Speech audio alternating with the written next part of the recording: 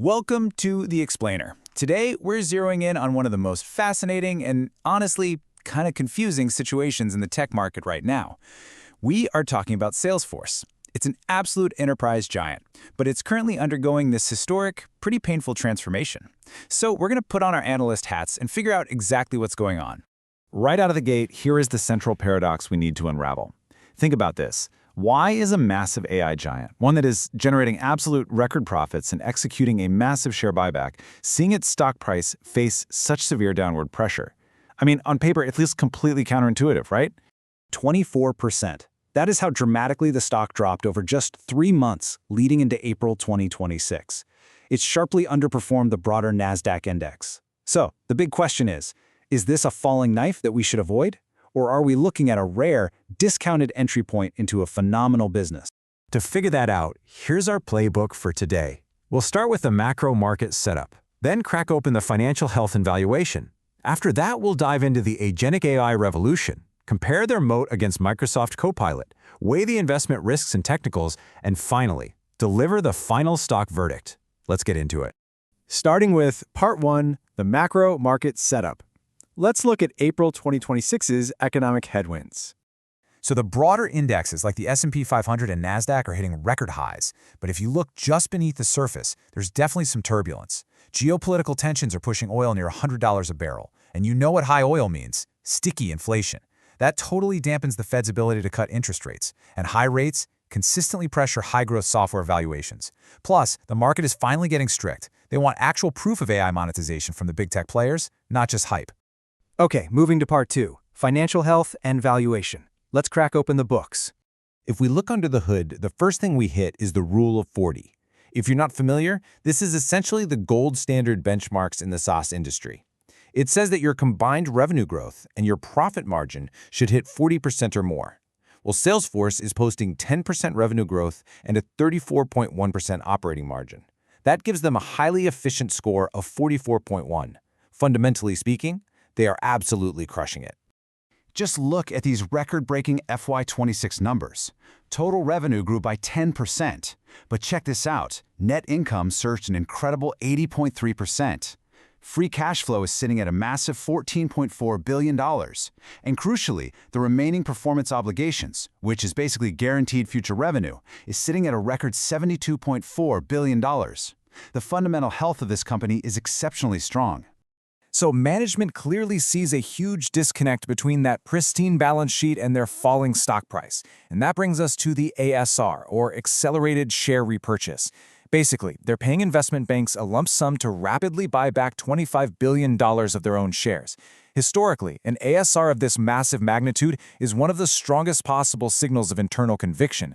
They truly believe their stock is severely undervalued. Let's transition to Part 3, the Agentic AI revolution. We're talking about moving from software to autonomous workers.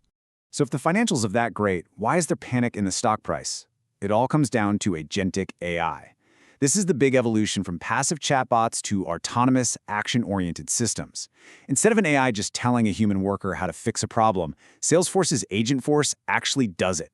It independently checks a warranty, orders a replacement, and boom, sends the shipping email. And the adoption? Explosive. They secured 29,000 deals right out of the gate, hitting an $800 million run rate faster than almost anything in their entire history. But here's the pain point, and it's a big one: the business model transformation. You see, the legacy model charged fixed monthly fees for human user seats. But think about it. If AI does the job, you're going to sell fewer human seats. So Salesforce had to pivot. They introduced flex credits tied to consumption. In this new paradigm, revenue is based directly on the volume of tasks executed by AI agents. It's a brilliant pivot, but usage-based billing takes real time to scale up. And Wall Street? Yeah, Wall Street hates waiting. Which brings us to Part 4, Moat. It's Agentforce versus Microsoft Copilot on the enterprise AI battlefield. The enterprise tech battlefield essentially boils down to two very different philosophies. Salesforce's Agentforce focuses on autonomous agents that automate complete revenue-generating workflows using deep customer data. Microsoft Copilot Studio, on the flip side, focuses on AI assistants that aid human workers with personal productivity, mostly using Office data. In short, Microsoft makes the knowledge worker faster. Salesforce wants to automate the workflow entirely. To actually win that automation battle, Salesforce is relying heavily on what they call zero-copy architecture. This is essentially their secret weapon. It allows their Atlas reasoning engine to process data directly from external warehouses, places like Snowflake or Google, in real time. And it does this without ever moving or copying the data files. That literally eliminates massive security risks and latency issues for big enterprises. All right, part 5, investment risks and technicals. We need to objectively weigh the bear case. As analysts, we absolutely have to respect the bear case here. First off, top-line revenue growth has slowed down to the 10 to 11% range. Also, transitioning thousands of enterprise clients to those flex credits creates massive execution risk and definitely some short-term sales friction. Plus, as we mentioned, software is highly sensitive to those delayed rate cuts. Because of all this, major institutions like UBS and JP Morgan have recently reduced their CRM positions significantly. Like we said earlier, the market just lacks patience right now. However, there's a flip side to that institutional point. The stock is still completely dominated by them, sitting at over 80% institutional ownership. Interestingly, the short interest is hovering at 9.33%. That's about 74 million shorted shares. So, if this AI pivot proves successful even slightly faster than Wall Street expects, covering those 74 million shares could act as absolute rocket fuel for a rapid price squeeze upward. Looking at the chart psychology for a second, the stock is hovering right around $181, essentially consolidating in a pretty tight box. The crucial floor you want to watch is that $173.03 support line. It's held multiple times. Immediate resistance is right above it at $184.29.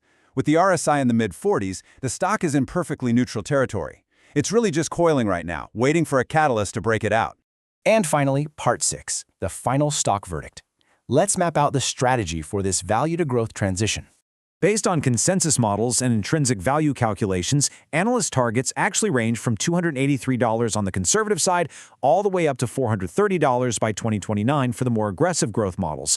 Since it's currently trading at a PE ratio of just around 23, it's historically cheap. Those price targets are actually highly achievable, provided that the Agentic AI usage-based billing really hits its stride.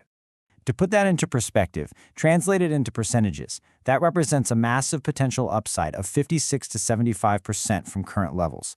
The risk-to-reward ratio appears heavily skewed to the upside here, assuming, of course, you believe the company can actually execute this massive transition. So for those looking to navigate this asset, the strategic parameters look a bit like this. Accumulate in the buy zone, which is between $178.87 and $184.29. If the thesis plays out, target taking 50% profits in that sell zone between $260.91 and $269.11. But you absolutely have to protect your downside against a macro shock. The strategy dictates a strict stop loss if it breaks below $163.50. Which leaves us with one overarching question to wrap things up. We've seen the record cash flow, right? We've seen the historic buybacks and the undeniable promise of these autonomous AI agents. But moving from guaranteed per-seat billing to a consumption model is incredibly rocky. So can this enterprise giant successfully survive the painful transformation from a pure growth stock into a cash-generating value powerhouse? Take the framework we built today, dive into the numbers for yourself, and make the call. Thanks so much for watching, and we'll catch you on the next one.